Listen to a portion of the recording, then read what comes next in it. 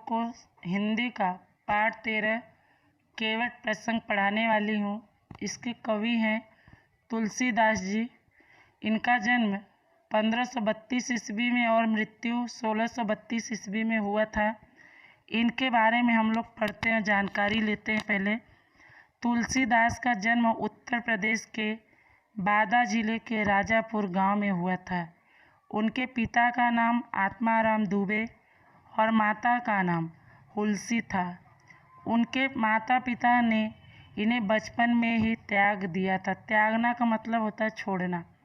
अतः उनका बचपन बहुत ही कष्टों यानी दुखों और कठिनाइयों यानी मुश्किलों में गुजरा। उन्होंने काशी में रहकर संस्कृत का अध्ययन किया और वहीं अपने गुरु नरहरिदास से रामायण की कथा सुनी थी। उन्होंने अपने समय की प्रचलित यानी प्रसिद्ध अवधी तथा ब्रज भाषा में विपुल यानी अधिक साहित्य सर्जन किया, निर्माण किया। अवधी भाषा में रचित रामचरितमानस में उन्होंने राम के संपूर्ण यानी पूरे जीवन का जो चित्रण किया है वह भारतीय जनमानस का आदर्श बन गया। यह दोहा चौपाई छंद में लिखित है। कवितावली, गीतावली, दोहावली, कृष्ण गीतावली, विनय पत्रिका तथा भैरव रामायण आदि उनकी अन्य प्रमुख कृतियां हैं। केवट प्रसंग रामचरितमानस के अयोध्या कांड से लिया गया है। वन गमन यानी जब वन में भगवान श्री रामचंद्र जी लक्ष्मण जी और सीता को लेकर गए थे, उस समय का घटना है। कह रहे वन गमन के समय गंगा पार उतारने के लिए राम लक्ष्मण सीता को नाव में चढ़ाने से पहले केवट उनके पैर को धोना चाहता है।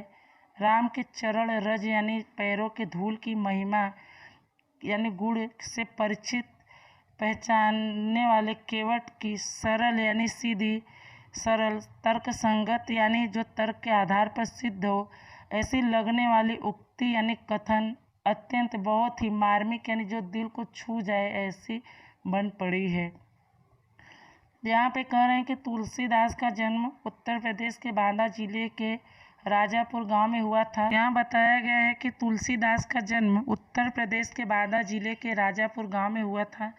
उनके पिता का नाम आत्माराम दुबे और माता का नाम हुलसी था। उनके माता पिता ने इन्हें बचपन में ही छोड़ दिया था। अतः उनका बचपन बहुत ही दुखों और कठिनाइयों में गुजरा। उन्होंने काशी में रहकर संस्कृत का अध्ययन किया, ज्ञान लिया और वहीं अपने गुरु नरहरिदास से रामायण की कथा सुनी। उन्होंने अपने समय में प्रचलित फैली अवधी तथा ब्रज भाषा में अधिक साहित्य का निर्माण किया, रचना किया। अवधी भाषा में रचित रामचरितमानस में उन्होंने राम के पूरे जीवन का जो चित्रण किया है, उल्लेख किया है, वह भारतीय लोगों का आदर्श बन गया है। यह दोहा चौपाई छंद लिखित है। कवितावली, गीतावली, दोहावली, कृष्ण गीतावली, विनय पत्रिका तथा भैरव रामायण आदि उनके प्रमुख कृतियां हैं। केवट प्रसंग यानी केवट जो श्री रामचंद्र जी को नदी के उस पार ले जाने के लिए उनसे विनती करता है, वो घटना तब का है। रामचरितमानस के अयोध्या कांड से यह लिया गया है। वन गमन के समय गंगा पार उतारने के लिए राम लक्ष्मण सीता को नाव में चढ़ाने से पहले केवट उनके पैर धोना चाहता है। राम के पैरों के धूल की महिमा गुण से वह परिचित है, जानता है। केवट की सरल, सीधी, तर्क संगत लगने वाली कथन अत्यंत ही मार्मिक बन पड़ी यानी जो दिल को छू जाने वाली है। आइए इसके बारे में हम लोग पढ़ते हैं कि इन्होंने तुलसीदास जी ने कैसे लिखा है उस प्रसंग को। मांगी नाव न केवट आना, कहीं तुम्हार मरम में जाना। चरण कमल रज कहूँ सब कहीं, मानुष करनी मूर कछुआई। छुअत शिला भई नारी सुहाई, पाहन तेन काट कठिनाई।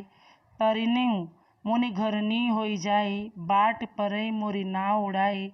एहि प्रतिपालहु सब परिवारु, नहीं जानौ कछु और कबारू। जो जौम प्रभु पार आवस गा चहूँ, मोहि पद पदुम पखारन कहूँ। अर्थात गंगा के तट पर यानी किनारे पर खड़े होकर श्री रामचंद्र जी ने केवट से नाव लाने के लिए कहा। तब केवट बोला, मैं आपके पैरों की धूल की विशेषता खासियत सुन चुका हूँ। उस धूल के स्पर्श छूने मात्र से पत्थर की शिला भी सुंदर नारी के रूप में बदल जाती है। हे प्रभु, मेरी नाव तो लकड़ी से बनी है। नाव पर आपके पैर की धूल पड़ते ही इसे सुंदर नारी बनने में जरा भी देरी नहीं लगेगी। मैं इस नाव से अपने परिवार का भरण पोषण करता हूँ। इसी नाव से अपने परिवार को पालता हूँ, उनका पेट भरता हूँ। मैं अन्य कोई काम धंधा नहीं जानता। इसलिए यदि आप गंगा पार जाना चाहते हैं तो मुझे अपने पैर धोने की अनुमति दीजिए, आज्ञा दीजिए। आगे छंद है। पद कमल धोई चढ़ाई नावन नाथ उतराई चहऊँ। मोहि राम राउर आन दशरथ शपथ सब साची कहऊँ। बरु तीर मारऊँ लखन पै जब लागिन पाए पखारी हूँ। तब लगिन तुलसीदास नाथ कृपाल पार उतारी। अर्थात यहाँ पे केवट भगवान श्री रामचंद्र से प्रार्थना करते हुए कहता है, मैं आपके चरण कमल धोकर नाव पर बैठा लूँगा तथा आपसे उतराई भी नहीं लूँगा। हे राम, मुझे आपकी दुहाई और दशरथ जी की सौगंध है, कसम है, मैं सब सच सच कह रहा हूँ। चाहे लक्ष्मण मुझे तीर मारे, पर जब तक मैं आपके पैरों को नहीं धो लूँगा तब तक हे कृपालु, मैं आपको गंगा पार नहीं उतारूँगा। आगे सोरठा है। सुन केवट के बैन प्रेम लपेटे अटपटे बेहसे करुणा ऐन चितई जानकी लखन तन। अर्थात यहाँ पे तुलसीदास जी कहते हैं कि केवट के प्रेम से भरे विचित्र यानी अटपटे का मतलब होता है विचित्र वचन सुनकर दया निधान श्री रामचंद्र जी ने सीता और लक्ष्मण की ओर देखा तथा मुस्कुराए। बच्चों, यह आपका पाठ समाप्त होता है। इस दोहे को सोरठा छंद है जो भी सब आप लोग को नोटबुक में लिखना है और इसे याद करना है। इस वीडियो को आप लोग ध्यान से सुनिएगा तो अर्थ आप लोग को समझ में आएगा। इस दोहे को सोरठा छंद याद करना, इसका अर्थ भी याद कर लेना। आप लोग ध्यान से वीडियो को सुनेंगे तो सब याद हो जाएगा। इसका शब्दार्थ आप लोग को नोट में लिख लेना है।